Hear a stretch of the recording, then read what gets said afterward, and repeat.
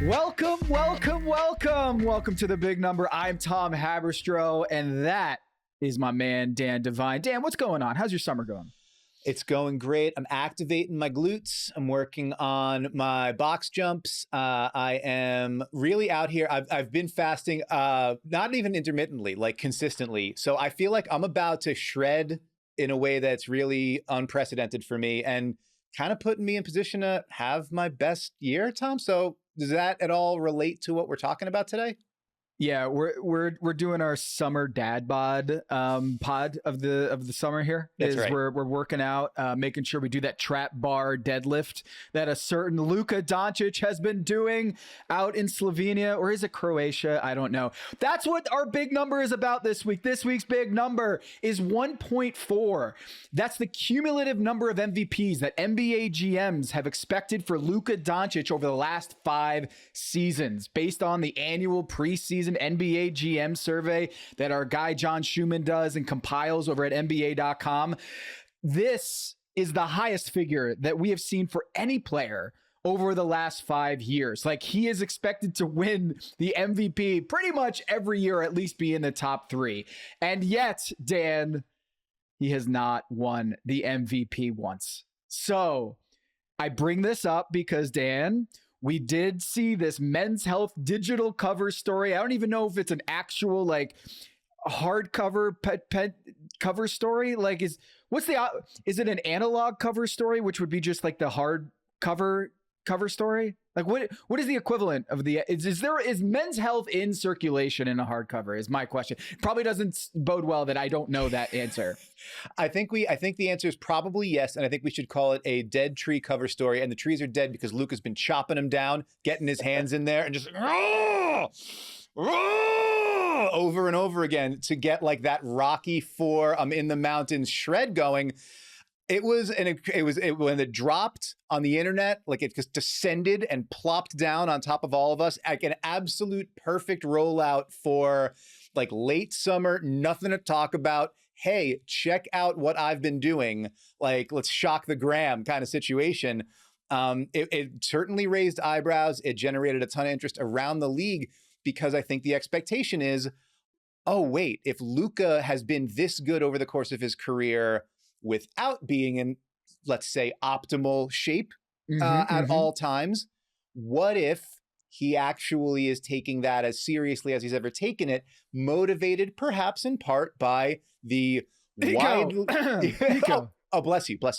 Sorry. The widely rumored and reported, like sourced but anonymous discussions of the questions surrounding Luka's commitment to his physical conditioning being a reason for concern that the Dallas Mavericks had about extending him a 5-year Supermax contract, which then led to all the machinations that landed him in LA, which it turns out, if you give somebody a motivating factor like, we don't think that you're going to be in good enough shape, maybe that motivates them to get in shape to the tune of a multi-story, multi-page, multi-photo shoot spread in Men's Health magazine. Yeah, what was your favorite tidbit from this profile? The fact that he's giving out stool samples and urine samples to figure this out. I didn't need to know that. Giving out sounds like he's out. He's at the Slovenian train station. Being like, hey, can I interest anybody? I don't think that was the way it went. But yes, I thought people would line up. I think they would. If it's Luka Doncic's, I feel like people would be like, you know what? I think my nephew would really enjoy this to put it on his nightstand at night. Oh, God. I don't know. I just feel like most people, I wouldn't be like, I would like your bodily fluids there. But if it's Luka Doncic, who's this guy, he's a god over there. And also over here too, people revere this guy. It's different. I'm going to segue here. The 250 grams of protein that he's consuming a day. And I learned because I interviewed for Basketball Illuminati, we interviewed the guy who wrote this piece, one of the 2 authors, and he said, and Dan, I want to run this by you, and if you're doing that, he said, like, there's a rough rule of thumb that you should consume 1 gram of protein every day for each pound of your body weight. Okay. I don't think I'm doing that at all. Okay. So 250 grams of protein. At first I was like, how do you it's like, and what he said was it was like 5 or 6 chickens, like 5 or 6 chicken breasts that he has to consume. And it's like, he's intermittent fasting in there, Dan. So like he basically has like a lunch and a dinner to consume like an entire cow is really what it comes down to. I mean, I guess the only way I could conceivably get there is like how many grams of protein are in 1 spoonful of peanut butter every time you enter the kitchen? Like how much protein am I getting there? And then if I'm doing that 210 or so times, then maybe I'm in the ballpark. I don't know. But I think the non-silly takeaway is if like, this is the longest stretch that Luka will have had like off for a while, right? Like the Lakers lose at the end of April, beginning of May. He gets several months off before Slovenia gets going in Eurobasket. And that idea of like, he hasn't been able to step back and not like he played into deep June last year, then also had to work for Slovenia in the qualifying, the Olympic qualifying tournament. He's been coming off of injuries or coming off of different situations. Like this is the most concerted time he's had to like rest and rebuild and reimagine what his routine looks like. And even coming last season where he was coming off a calf strain, only played 50 games. When he was on the court, he was still remarkable, you know? So the idea of a refreshed, rested and sort of recommitted Luka heading into next season kind of puts another superstar back on the map in a way that for a lot of last season, we didn't have one and could very well make for a more interesting MVP race. Not that we've had any shortage of those the last few seasons, but add yet another like high level competitor back into that mix. I think when you put it into that context, we should bring this up, the fact that like Luka Doncic has been, I think, the biggest underachiever when it comes to the MVP race. And I'm not saying that he's been bad. He's been an outstanding basketball player, but every year we seem to think that Luka Doncic is the favorite to win MVP. And he's only had 4 first place votes over the last 5 seasons. He's only been 4 total first place votes? 4 total first place votes, and they all came in a couple years ago in 1 season. So there's been only 1 time where he has gotten a first place vote over his last 5 seasons, actually in his career. But using this GM survey, Dan, as like a proxy for hype, the MVP race hype coming into a season, he's finished top 5 in MVP odds in each of the last 5 seasons, and that's the only player in the NBA to do so. Not even Giannis, not Shai Gilgeous-Alexander. Jokic has actually only been top 5 once in the last 5 seasons. So that's insane. By the way, he's won 3 MVPs over that span, but he's not been nearly as prolific in this conversation of preseason MVP favorites. And Luka, he earned the second most votes last season, the 4th most in 2023-24. And in the previous 3 seasons before that, he was 1st, 2nd, and 1st in the preseason MVP odds, according to NBA GMs. So you could say GMs are a little too anxious for Luka to be dominating the league. And maybe their underlings in the front office were actually filling these things out. That's always been a thing, is who are they really actually the GMs sitting there is Sam Presti really grinding out his NBA.com annual survey vote? I'm skeptical of this. But the point is that like Luka Doncic has not lived up to the billing of being the MVP in the upcoming season. And I think that's more reflective of him being a postseason overachiever. And then coming off that postseason where he takes his team all the way to the NBA finals or gets further than what I think a lot of people were expecting. I think the media or NBA front offices just think that that's going to carry over into the regular season. But Luka Doncic, even if he's Luka 2.0, as the Men's Health magazine said, I have a hard time convincing myself that this is going to be the year. Because, Dan, that means that the Lakers have to overachieve in the Western Conference, because that to me is the biggest thing that's going to drive his campaign. Yes, he's going to look thinner. He potentially is going to be healthier. But like, do we really believe in the Lakers this upcoming season? And I know we have lots of numbers to get into here coming out of the break. But Dan, I wanted to ask you, are you in your 2.0 phase? Where are you in your life? Because I was wondering about this. He's 26 years old and he's already at 2.0. Where are we at? Is it?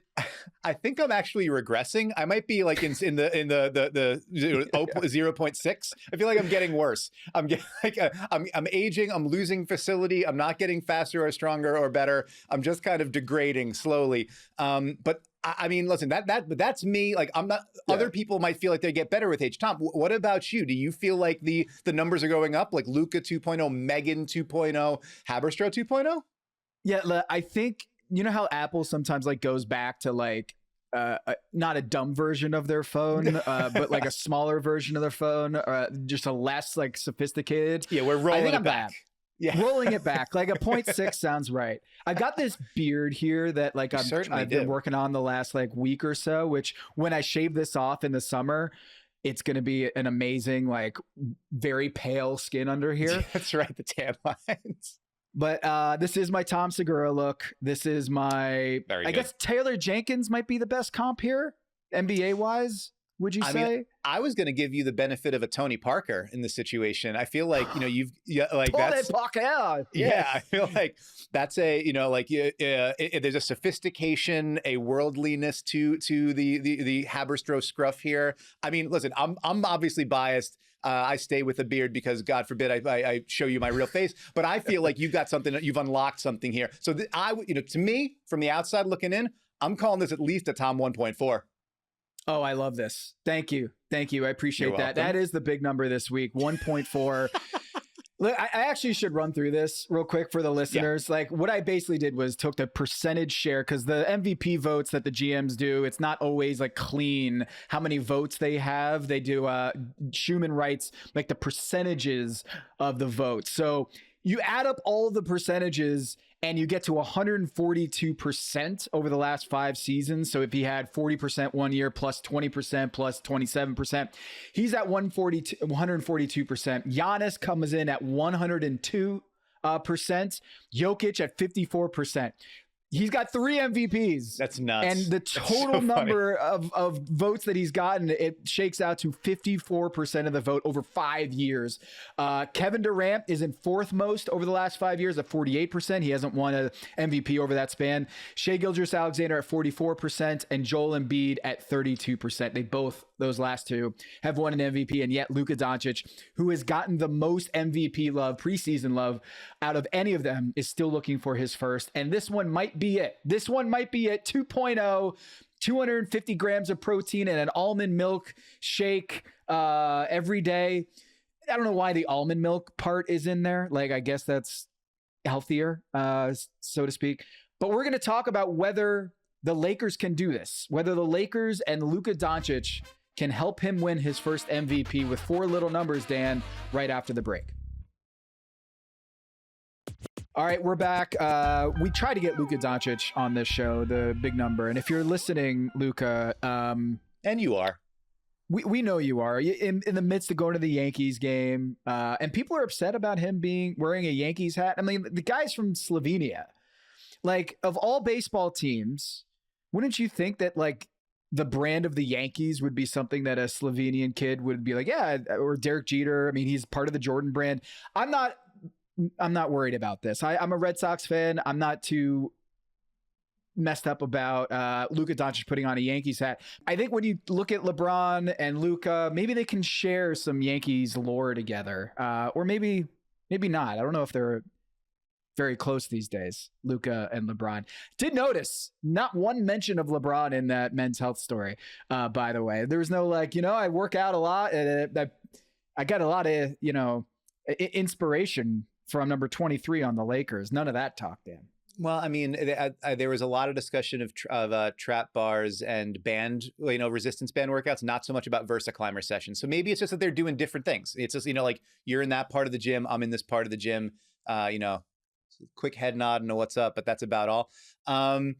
Listen, I mean, what I can only hope is Luka showing up in New York and going to a Yankees game is going to start 15 straight years of is Luka coming to the Knicks, because that's what happened with LeBron. So maybe it'll be like a new substream of content slurry going to be coming down the pike for everybody. Something to look forward to in our future. Are you just doing ahead. the little numbers on which train he's going to take when he becomes a member of the Knicks? Is that Yeah, Luka's definitely going to take the train. I think let's get that out there. He's pretty concerned about congestion pricing, so he's going to be out there just getting on the subway. Got to keep the fares down. Luka Doncic hopping the turnstiles. True New Yorker. Well, now he's got this vertical leap, because of this new diet that he's doing that reportedly 42 inches. Don't think that's accurate, but anyway, what is I don't think 42 is your first big number here, but it might be close to that. Dan, what's your first little number for the audience here? It was going to be 42, but let's cross that one out. We'll go right down. So the first little number this week is 47.5. That is the over-under number on the Lakers win total for next season, according to BetMGM, 47.5 wins. It's an interesting number, because it's fewer wins than the Lakers had last season when they finished with 50 wins, but also the only players to ever win MVP with their teams winning 47 or fewer games in an 82-game season. So we're going to take out like the lockout shortened seasons and the COVID shortened seasons where there were fewer games. 47 or fewer in an 82-game season, MVP winners.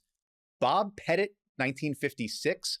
Kareem, 1976. Moses Malone in 1979 and 1982, and Russell Westbrook in 2017. So only once in the past 43 years has somebody won fewer than 48 games and won MVP, which is to say, it seems likely that if Luka wants to have a shot at MVP, the Lakers are going to have to beat that over. They're going to have to win 48 or more games, and in all likelihood, a lot more than 48 games. I guess, Tom, just start here. Like, what do you think the likelihood is of that happening?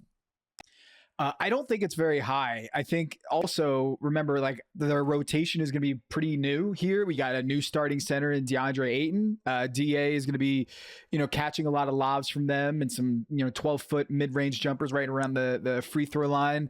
There's going to take some time of integrating him, Jake LaRavia, Marcus Smart also joining the squad. And I think the Luka, LeBron, and Austin Reeves trio that at sometimes were being considered like the best big three, or Austin Reeves was the best third fiddle in the NBA. I think in the postseason we saw that it isn't totally as impactful as you would like, just stacking their talent and stacking their abilities. And so I do think there's going to be some time for them to kind of integrate. And with all this offseason drama, I could see that LeBron's motives or Luka's motives or Austin Reeves, who's still dealing with an extension in the future of his NBA career, kind of in balance. I feel like I don't feel like they're going to get off to a great start. And if they don't get off to a great start, then I just have this feeling that LeBron, with his no trade clause, he might start trying to figure out a way to end the season in a winning capacity or trying to win a championship. I just don't think that this Lakers team is set up to really bang the over. Even with Luka Doncic looking as svelte as he does, skinny Luka, to me, I would feel better about this if they had a lot of their rotation coming back this year. DFS, Dorian Finney-Smith, not coming back this year. And in his place is Jake LaRavia, who's a nice replacement for DFS, but not necessarily the kind of 3-and-D capabilities that he brought to the team last year, and the veteran guy who's played in postseasons before. So I kind of feel like I'm taking the under on the Lakers, especially with how the rest of the Western Conference looks. And I just think that no matter how good Luka Doncic looks next season, if that supporting cast isn't going above and beyond expectations, I just don't think he has a great shot. Yeah, for the record, Lakers went 18-10 in the 28 games that Luka played after he arrived in LA. So that's a 53-win pace over an 82-game slate. So just putting that out there. They also didn't have any centers, and they still did that. So for the record, I'm going to Euro step through the little numbers a little bit and sort of reorganize, because it picks up on what we just were talking about there. Second little number is 121.3. That was the Lakers' defensive rating last season when Luka Doncic, LeBron James, and Austin Reeves all shared the court. If 121.3 sounds like a big number, that's because it is. That would have finished dead last in the NBA during the regular season. That would be worse than the Pelicans and the Jazz, who, as you might remember, were awful. That number with the defensive efficiency numbers there, courtesy of our friends at PBP Stats. So at the risk of offering some pretty simple analysis, if when you have your top 3 players on the floor, you're the worst defense in the NBA, you're probably not going to be a contender, which means you're probably not going to be an MVP candidate, right? Like, if then as we go through the flow chart. So you mentioned some of the adjustments and changes that the Lakers have made to their rotation in the offseason. What do you think their chances are that those moves, bringing in Ayton, bringing in Marcus Smart, et cetera, lead to an improved defense or an improved enough defense to get Luka up near the top of that pack? Yeah. Again, like LeBron at age 40, we're going to be asking a lot of him to be playing at an extremely high level and racing around the floor like he did a lot last season. It's a different year. And I kind of feel like when you're asking LeBron to do that, he has to be bought in 100% and Luka has to be bought in 100%. I just don't know if that's true, because if they're going to improve on that 121 figure of those 3 guys on the floor, they've all got to be locked in, all on the same page, and not having competing agendas, not having different kind of goals for this season. And when you look at, in particular, DeAndre Ayton, when he was on the floor for the Blazers last year, they had 117 defensive rating when he was on the floor, 117 points every 100 possessions allowed. And when he hit the bench, it went down to 111. So it improved by 6 points every 100 possessions when he hit the bench. Okay. Donovan Clingan, Rob Williams III. These guys are awesome rim protectors and more kind of like defensive minded rim protector. I think Rob Williams should have won the defensive player of the year over Marcus Smart, Lakers, Marcus Smart, which is weird to say.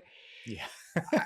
So DeAndre Ayton, he's got his hands full. If he wants to have, like, in many ways, Dan, that number, that little number that you just gave, it really comes down to, do you think that DeAndre Ayton can, and Marcus Smart to a lesser extent, I don't know if he's going to be playing as much as DA will, do you think that they can collectively improve the defense to such a degree that Luka and the Lakers can supersede expectations and essentially go to like a 54-win season? And then I think you hear a lot of MVP chatter. Yeah, and there's a squint and you can see it kind of way it unfolds, right? Like Ayton is not a dominant rim protector, but huge, long arm wingspan, really sort of nimble on the perimeter, can move out there. You bring in Smart, who might not be like the number one lock you down point of attack defender against opposing guards that he used to be, maybe a little bit better using his strength to guard up in positions, but a really smart help defender, somebody who can, dig down, get into gaps, spring in a surprise double. LaRavia, also kind of a good gap defender, getting his hand in the passing lanes for deflections. Obviously, LeBron and Luka, super duper smart, capable of creating that kind of havoc. Like, you can see a way it all works, but in order for it to work, it's going to have to be like, we're not getting broken down at the top of the key, which tough with Austin Reeves and LeBron and Luka out there. And you're going to have to say, we're going to clean up those mistakes on the back line, puts a lot on Ayton. So yeah, there's a significant task ahead for JJ Redick to try to sort of figure out what the scheme looks like to maximize those guys, protect them, cover for them. And for those guys to be able to execute it is going to be a big challenge for the Lakers heading into the season. Kind of brings us to our third little number, 3.1. That's the average finish in net rating of MVP winners since 2000. So what I mean by that is net rating is just how many points does your team outscore the opponent by over a course of 100 possessions. If your team outscores the opponent by a lot of points, you're a good team. If your team gets outscored by a lot of points per 100 possessions, you're a bad team. And most of the time, shockingly, the MVP comes from a good team, one that has a near the top of the league net rating. Since 2000, so I mean, rather than going back all the way to since forever, but since 2000, quarter century, the MVP winner has come from the team that finished first in net rating 8 times, the team that finished second 5 times, team that finished third 6 times, and the team that finished fourth 4 times. So that's 23 of the 26 MVPs since 2000 have come from a top 4 finishing team in net rating. So you average it all out, 3.1. Your outliers, 2 Nikola Jokic seasons. 2021, they finished 6th. That was where Murray gets hurt late in the season and he carries them the rest of the way. Jokic in 2022, they don't have Murray at all. They finish 11th in net rating. He carries them the whole way. And the aforementioned Russell Westbrook 2017 season, Thunder finish 11th. He carries them without KD. It's also the first triple-double average since Oscar Robertson. So that really, stuck out in people's minds. So all that said, kind of seems like the historical precedent here is either Luka has to carry a Lakers team that's been like ravaged by injuries all by himself to respectability, or the mostly healthy Lakers have to be a top 4, top 5 team in terms of net rating in the whole NBA. Again, does that seem more or less likely to you given what we know about the Lakers heading into this season? Yeah, again, the Lakers last year overachieved based on their net rating, right? Like their Pythagorean win-loss record was a 44-win team based on just how often they outscored opponents or the margin by which they outscored opponents. You would have thought they were a 44-win team. But because of LeBron's clutchness and Austin Reeves and all the stuff that went their way in really late and close situations, they ended up with a 50-win team. So based on that they already way overachieved in the regular season last year, do they have that same sort of magic left in their back pocket or in their little magical pouch to sprinkle on their season next year? Dan, I don't know. Like there's the exceeding your point differential, or at least like being super clutch, doesn't seem to carry over as much as we'd like to think from year to year. So the fact that the Lakers exceeded their very pedestrian 500-win team right around point differential last year, I don't think they were going to get that net rating up. They were not that team last year. And given all the new pieces, I just don't see them ranking in the top 3 in net rating this year, especially in the Western Conference. That's going to be a bloodbath. If they're in the Eastern Conference, yeah, maybe they would, just because of the nature of how the schedule breaks out. But in the West, I just have a hard time seeing it. For the record, again, just, lest we get a deluge of comments from the West Coast hating on us, the Lakers did outscore opponents by 8.4 points per 100 possessions with Luka Doncic on the court last year. Plus 8.4 net rating would have finished 4th for the full season. So there is at least some evidence that having Luka on the court... 48 minutes. Has to play 48 minutes is what you're saying. I think, well, certainly that would be a good start. But Tom, how curious that you led us to playing, because that is the subject of our 4th and final little number, 63. That is how many games Luka Doncic has averaged per season over the last 4 years. Now, obviously, that number is depressed a little bit because he only played 50 last year with the calf strain. But even before that. Yep. 2021-22 season, 65 games. 22-23, 66 games. 23-24, 70 games. That's missing a significant chunk of time in each of those seasons. And then, as we've now moved into the era where you have to hit that 65 game threshold to be able to be eligible for end season awards, it's like Luka's kind of just getting past that, just getting over the line there to make sure he can make All NBA, make sure he can make the MVP ballot. So as long as he can get over 65 games, he'll be eligible for those things. But when you think about a world where Nikola Jokic never misses time, Shai Gilgeous-Alexander plays a ton, Giannis, when his health has been up and down, but when he's available, plays a ton of minutes. At the risk of offering some very basic analysis, the more Luka plays, the more games he plays, the better his chances of having such an overwhelming impact that he can stand toe to toe with those guys or outshine them, right? The last time that Luka looked like this, I think, was his rookie season, right? And he played 72 out of 82 in that regular season, right? So there's precedent on that front. And then also, he's going to have to basically, if he wants to win MVP, he's going to have to basically repeat the 23-24 season, in which he played 70 games and averaged 33.9 points, 9.8 assists, and 9.2 rebounds. I will say this: if he averages a triple double for the Lakers next year, it's over. It's a wrap. He's going to win MVP. Part of that is he's going to have to qualify just like he did with 70 games a couple years ago. And he only got 4 first place MVP votes. But I feel like if he gets over those triple double numbers, he'll be a shoo-in, especially with the story of doing it for the Lakers and all the winning that comes with that of averaging a triple double. It's going to be similar to that Russell Westbrook season in 2017, where it's just if he's just in the playoffs or in the top 6, right, averages a triple double, I think the story is going to be there. But changing your body weight and changing the way your movement patterns from year to year so drastically, I wonder if there's almost an increased injury risk already just from shedding that much weight that quickly. But I'm no expert. I'm just saying on one hand, he is looking very thin and looking very strong and very motivated, but they're going to have to do a lot of work, which it sounds like from reading that Men's Health article, they're doing a lot of on-court work to kind of strengthen all of the elements that led to those calf strains, or kind of lowering your risk factors for that calf strain to start barking up again. If he can keep that at bay, then yes, he can get to that 65 or over threshold for Luka. But as you wisely pointed out, it's not like he was averaging 80 games before last season. And the most recent season being your most injury-riddled season, that's important, right? It's one of the reasons why he looks the way he does right now is because he had such a miserable time trying to get back onto the floor last year, in addition to the Nico Harrison trade.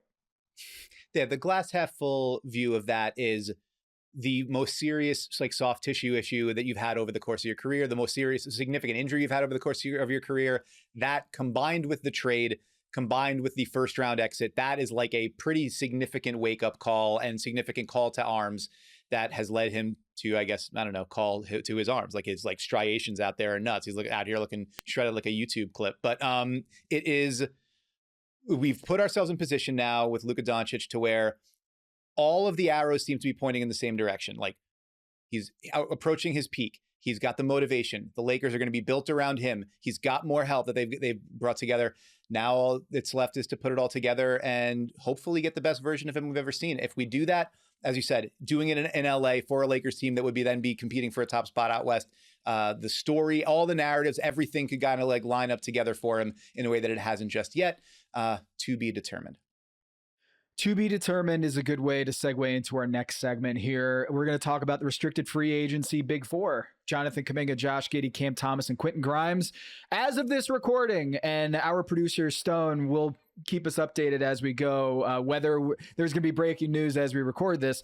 But just like Luka and the preseason MVP hype that never really comes to fruition, I feel like the Kuminga news, we've been waiting and waiting for this to happen, and yet we are still here on July 30th around lunchtime and still have not gotten any sort of clarity on where this is going to head, or when this whole saga. And poor Al Horford is just out here. I don't know if he's in Santo Domingo and the Dominican and just waiting for news to drop with his family. I don't know what he's doing, but he's certainly not signing quite yet with the Golden State Warriors or anybody until this thing, it seems, to get settled. So we're going to talk about the four RFA big names here that haven't signed. We're going to talk about where they might eventually land with their contracts or their new teams, if they are going to have new teams, right after the break. RFA, restricted free agents, basically a guy in this situation, a free agent, has to basically bring an offer sheet from another team if they want to sign with someone else to their incumbent team, and it creates all this sort of problems for the restricted free agent, in this case, Jonathan Kuminga, Josh Giddey with the Chicago Bulls. I don't know why I said Bills. Football's around the corner. Cam Thomas over with the Brooklyn Nets, and then Quentin Grimes over with the Philadelphia 76ers, all kind of sitting here waiting for this to play itself out. And we might be in September. We might be even in like October waiting to find out what's going to happen with these guys. They can get signed and traded. They might take a qualifying offer, which means you take basically a small percentage of your expected salary to come back to your incumbent team, and you're an unrestricted free agent at the end of the season. You don't have your bird rights in case you get traded, which is not going to be an appetizing situation for another team. And also, it's not a fun situation, basically, to have that kind of breakdown in contract talks, and then you got to go back to your team and try to play for your next contract and basically say, bye-bye, after this, I'm gone. Not a really rosy situation. Dan, we had one RFA deal, like big one, is Santi Aldama from the Memphis Grizzlies.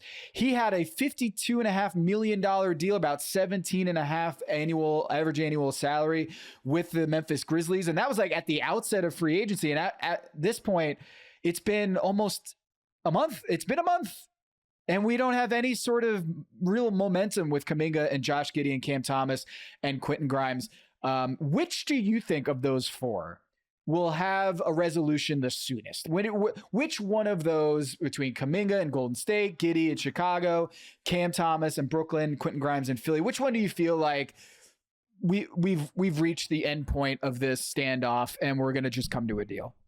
Well, yeah, it's interesting because the reason that it does get dragged out, and we see this many summers. Like I can remember writing a whole big thing about this, like when Eric Bledsoe was in RFA with the Suns, whatever that was, like 2012 or 13, about like this is what restricted free agency is for. It's for teams to use it kind of as a cudgel and a way to protect against themselves so that they don't have to bid against themselves, right? Like we have seen this before. I think we've rarely seen it with like 4 guys at the same time. But the reason everything's going so slowly is because there is no cap space on the market. There really wasn't any cap space on the market. The only team that had significant cap space on the market was the Nets.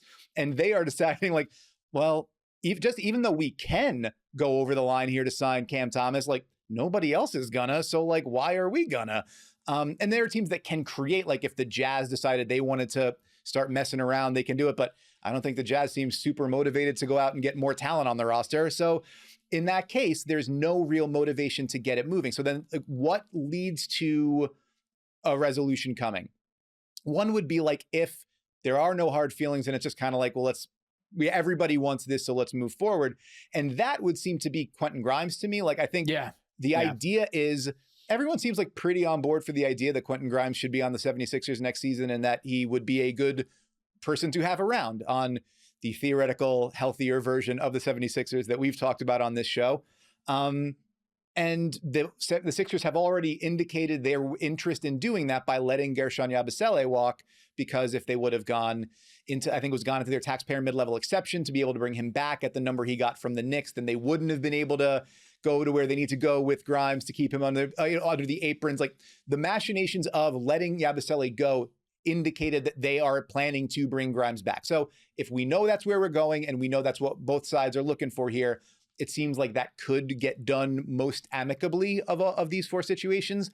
The other thing, though, that leads me to think like it's the other end of the spectrum. And it's like, well, what's the most like rancorous situation? What's the side where there seems to be the most rattling sabers and like movement in terms of like public commentary on what's going on? And that's the Kuminga situation, because of these 4 situations, that's the only one where we're getting like regular stories about how it's not close, how everybody's a little bit bummed out about it, how multiple teams are trying to get it to sign. Like we're not seeing other teams pitched as sign and trade suitors for Cam Thomas or for Josh Giddey. We're at least hearing about discussions going on around Kuminga. So if there's talks and if there's a motivation to maybe make something happen, maybe that leads you to get something done a little bit quicker.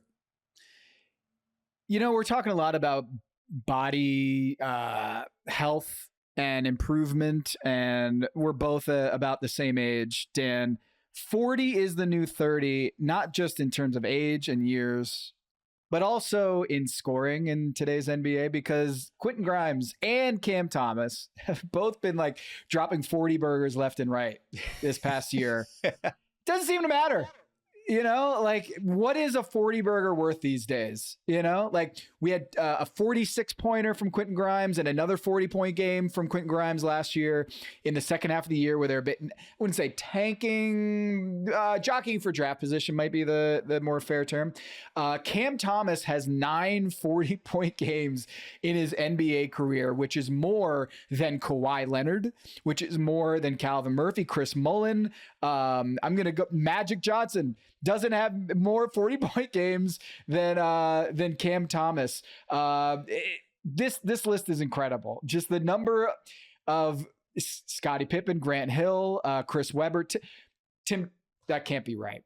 Tim Duncan has fewer 40-point games in his NBA career than Cam Thomas. Okay. You heard it here first. Cam Thomas better than Tim Duncan. I know that we're at the part of the offseason where like discussions of Cam Thomas on podcasts get aggregated and then turn out to become like social media engagement fodder. Let's get that one out there. Quote, Cam Thomas is better than Tim Duncan. Tom Haberstroh and Dan Devine, the big number Yahoo Sports. Let's get that out there. His agent thanks us. Very much so. The check's in the mail. There you go. Hey, you know what? So if you look at even Quentin Grimes, players who have not had more than one 40-point game in their NBA career, It's not as impressive of a list, but it's something that I think we all need to acknowledge here is that like the agents and the players are probably like, I balled out. Like I averaged 20 plus points a game last year. I should be getting at least 20 million a year, but we're not seeing that. I loved this story from Fred Katz of The Athletic, friend of the program. Fred Katz had a really cool story idea where he did a survey of 16 executives around the league and asked them what is the fair value on these RFA subjects. So Josh Giddey, he had the average annual value of his contract, according to The Athletic's Fred Katz. Go read the piece; it's really fascinating, and the different years that these fair value offers were coming out to. Really interesting. Josh Giddey was at 22.3 million. Jonathan Kuminga was at 20.4 million average annual salary, according to these 16 executives. The survey.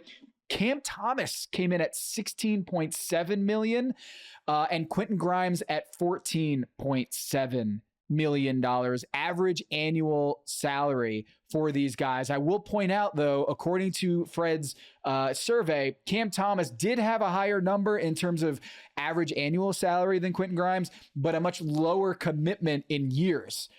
So teams or rival executives were more willing to give more years and feeling more confident in Quentin Grimes long-term than, say, Cam Thomas, more like 2-year deals and 3-year deals as opposed to 3 or 4 or 5-year deals. So let's start with Josh Giddey here. Let's do a little over-under. We haven't done over-unders in a while here.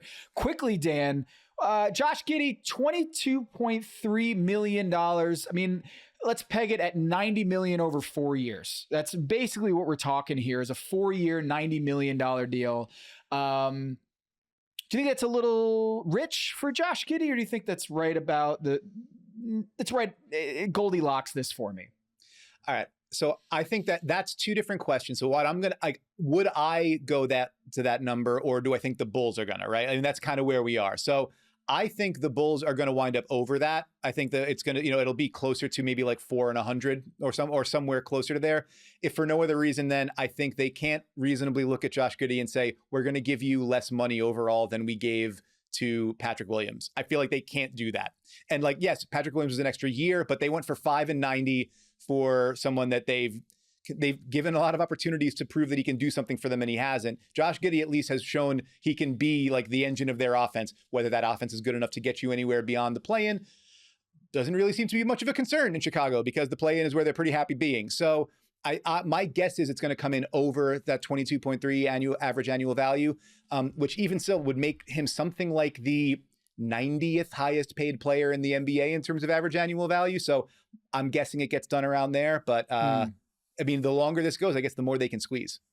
Yeah, I think there's also investment bias going in here because they've invested trading away Alex Caruso, who was like a swing piece for the Thunder this year in winning a championship. I think it would be crazy for them to let him walk. I know there's a whole sunk cost fallacy. Is like, yeah, just because you invested in trading away Alex Caruso to get this guy doesn't mean you should overpay. But I do think that that's going to play into this a little bit. I think you're right. I think it'll come in at around 24, 25, a 4-year, 100 million. I'd be surprised if it went to 5 years, but Josh Giddey, I think it's played himself into, I think he absolutely capitalized on the opportunity with the Chicago Bulls that weren't really doing much last year, weren't going to be, title contending anytime soon, but he performed very well and winning games down the stretch for them. I think he comes out higher than 22.3. Again, that's coming from Fred Katz over the Athletic, the executive poll summary there, survey. Jonathan Kuminga, 20.4. What say you? This is really fascinating radio, as I think that I'll go over on that one too, because I think that if what the Warriors are looking for, I mean, the Warriors have had a history, obviously a different front office. It was under Bob Myers. Now they're run by Mike Dunleavy Jr., but like preserve the salary slot, right? Like the idea being, okay, well, Kevin Durant doesn't want to be here, but like we'll sign and trade him so that we can get D'Angelo Russell back to keep that that salary slot open so we can flip him into Andrew Wiggins and then eventually turn that into Jimmy Butler. But the idea of like, you're already paying your guys, top dollar with Steph Curry, with Draymond Green, whatever. The only way you're adding in talent is to be able to fit somebody into a hole that already exists, because it's not like you're going to get cap space anytime soon. So I think the idea initially was we hope that Jonathan Kuminga will be that talent infusion for us to move us to our next level. And I think that the optimism on that maybe has curdled to some degree. I think it seems fair to say when the guy's getting DNP CDs and like must-win games at the end of the season and then playoff series, that's probably not where the bridge might be burnt at that point. Yeah. But if you're looking to, like, the offer reportedly is, I think the most recent one we heard from Shams and Anthony Slater, newly at ESPN, congratulations Slater, was like 2 years, $45 million. So that's over the 20 point, like that's over there. So if that's not getting it done, and there are reported sign and trade deals that might get up to 4 and 90, it seems likely that if we get into a 3 and 75, somewhere in that ballpark, that still gets us over. So let's go with over on Kuminga, even though it seems like nobody's going to be happy about it. What does it say that the Kings and the Suns are pursuing Kuminga really hard? I've noted that every team that has been reportedly in on Kuminga to some degree, because the Bulls were in there too. There was like when the Heat seemed chaotic, it was like the Heat are in there. I'm like, it sure seems like Mike Dunleavy Jr. is trying to just who's the last guy at the table that needs to get something done? Who's the sucker we can get something out of? Doesn't seem great. But yeah, well, the Suns apparently are offering 4 years, almost $90 million, or that's the report from Shams and Slater, which Shams and Slater would be a great podcast or some sort of like tag team reporting duo. Great hair both ways. Also, gotta give them credit for that. Yeah, I can't compete. Although our beard game is strong. Our beard game is strong. Kings and Suns. I mean, really what this comes down to is like, are the Kings willing to pay Jonathan Kuminga $25 a year at that 3 year, 575? I'm going to go out here and on a limb and say, yeah, the Kings will pay that guy $25 million. 100%. Yes. No doubt about it. And then it's a question of, are they going to come off of one or more first round picks and Keon Ellis plus something else to do it? And then all of a sudden the Warriors have like a new war chest. I think the answer to all that is yes, eventually. But you know what's weird about this is like, Dan, when you look at this, like the base year level compensation, whatever you want to call it. BYC. Yeah. Right. The outgoing salary is only going to be half of what the incoming salary is for Jonathan Kuminga. So like I might have gotten that reversed, but the point is that whatever is coming back to the Warriors is only going to be about like half of what the outgoing number is. So if he's getting signed at $25 million, you're basically looking at the neighborhood of the incoming contracts for the Golden State Warriors to be around 13, 14, 15 million. There's a ceiling on that.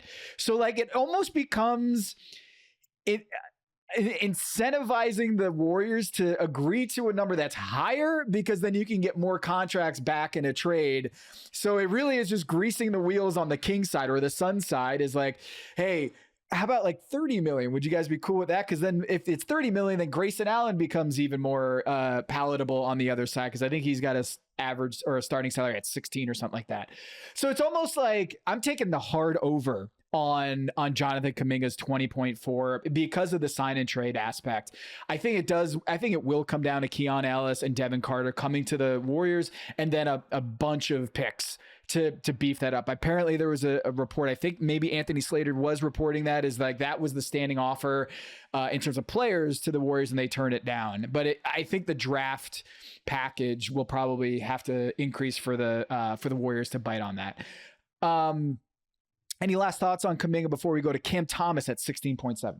No, let's go to Cam Thomas, because I think it's been fascinating to see how the conversation about him has kind of evolved over the course of the summer. Like, I think there's been much rending of garments and argument about when our pal Zach Lowe said on his show that his understanding of the consensus around the league, such as there was one, if there is one, was that Cam Thomas is primarily like a score first, second, and third, and maybe not provide a whole lot of value other ways kind of player.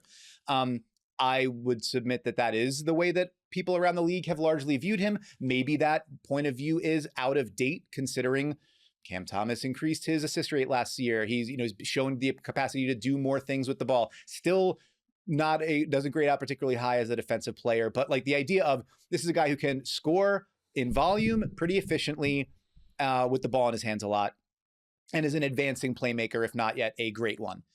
That doesn't seem like a guy that shouldn't have a market, but it does seem like there's not really one out there for him. So the idea of the average annual value here coming in 16.7, like a little bit above the mid-level exception.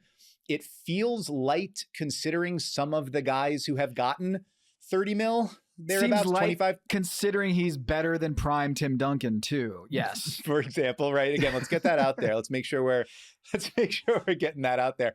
I think I'm going to go under on this one, not because I don't think that Cam Thomas deserves it, but or deserves to be down low here, but it's because I think the viewpoint on his game and the difference is where he says that he has outstripped all these other players in terms of how many 40-point games.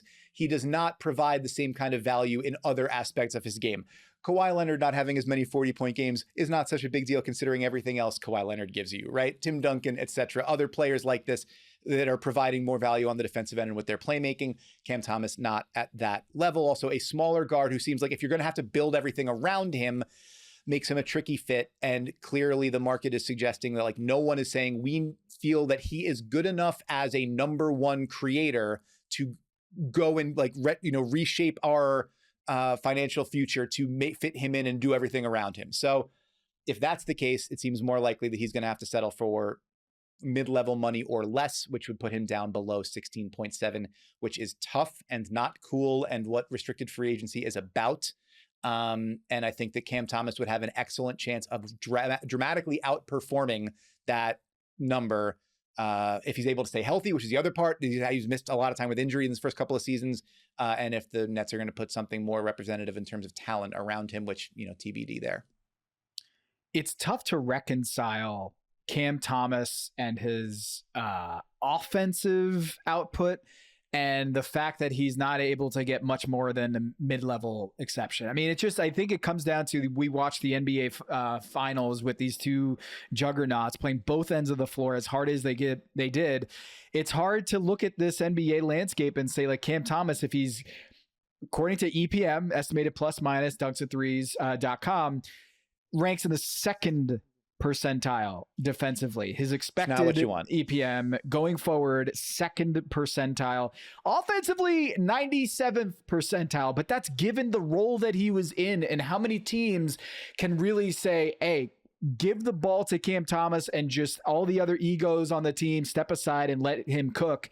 I don't think that you can project him to being a 97 percentile offensive player for most teams in most environments. Those numbers are based on the Brooklyn Nets environment last year and his ability to lift that offense to where they were.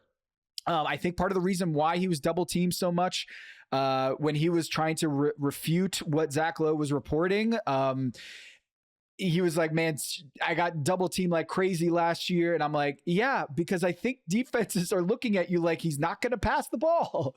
He's going to try to shoot. He's going to try to shoot his way out of it. And yes, he did increase his assist rate, but I just think it's going to be hard for teams to replicate that environment for the Brooklyn Nets and what he was able to do last year. Now, I would expect him to be under the 16.7. I think it's going to be around 14, 15, a 2-year deal, a 2-year deal, something like 28 mil, maybe 30 mil, 2-year deal, maybe a team option in that second year that will allow kind of in that mid-level exception, allow him to be traded into other teams. Fred Katz, again, doing a great job reporting on this story on the restricted free agents. I think that makes sense, is that he comes in there around 15. So I'm going to take a little hair on the under for Cam Thomas. Yeah, I think the thing that's worth thinking about, like if strip out the jerseys on the that they're playing for, right? Like how big a difference is there between Cam Thomas and somebody like Kobe White in terms of their game and their production and what they do?